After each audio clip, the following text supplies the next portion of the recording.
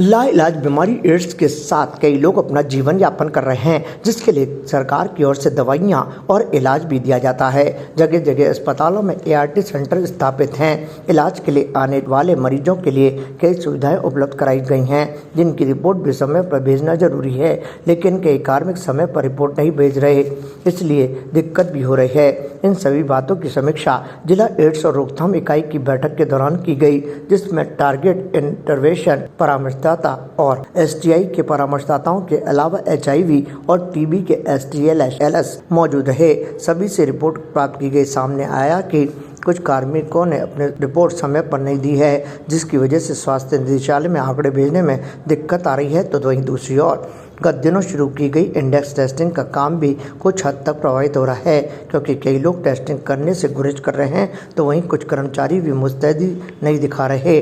बैठक में जिला कार्यक्रम अधिकारी मनीष जोशी ने मौजूद कार्मिकों को दिशा निर्देश प्रदान करते हुए कहा कि समय पर सरकार की मंशा के अनुरूप योजनाओं का लाभ दिलाए जाने के लिए सभी कार्मिक कटिबद्ध रहें और जिस तरह के दिशा निर्देश दिए गए हैं उनकी 100% पालना दी जाए। इस बैठक में जिला एड्स एवं रोकथाम इकाई की ओर से निधि कालरा, पूजा सांकला और रवि विलियम भी मौजूद रहे। आज की जो मीटिंग थी वो जिला एड्स नियंत्रण एवं रोकथाम इकाई ब्यावर एवं केकड़ी को साथ लेते हुए की गई है।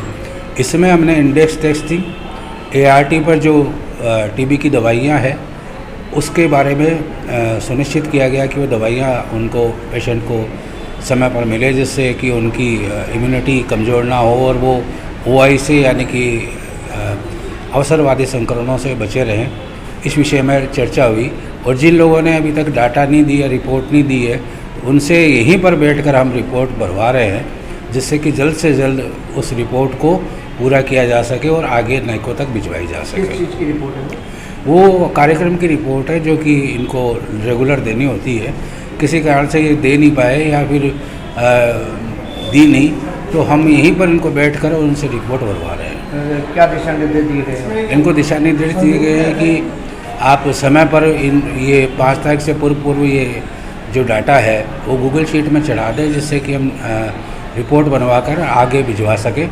एवं TB के जो दवाइयाँ हैं, तो TBCD से जो HIV TB कोऑर्डिनेटर आए थे उनको हमने निर्देशित करवाया है कि वो दवाइयाँ सबसे पहले HIV पॉजिटिव व्यक्तियों को ही दे, क्योंकि उनकी इम्यूनिटी कमज़ोर होती है और उससे उनकी मोर्टिलिटी रेट बढ़ने की संभावना रहती है। अभी जो प्रोग्राम आपका शुरू हुआ था इंडेक्स वाला, उसके क्या प्रगति? जी बिल्कुल, इसी का भी हम फॉलोअप कर रहे हैं। प्रगति क्या है? उसकी प्रगति है कि काफ़ी स्तर पर मतलब 37 से लेकर 50% तक लोगों ने इंडेक्स टेस्टिंग करवाई है और हम ये चाहते हैं कि 100% ये हो, लेकिन कुछ लोग जो बाहर चले जाते हैं या फिर लॉस्ट ऑफ फॉलोअप हो जाते हैं, उनकी हो पाना थोड़ा संभव नहीं हो पा रहा है, तो उसके लिए हम अलग से प्रयास कर रहे हैं, दूसरे जिलों से भी संपर्क कर रहे हैं। ताज़ा खबरों के लिए देखते रहें सरेराह न्यूज़। अपना फ़ोन उठाएं और सब्सक्राइब करना ना भूलें।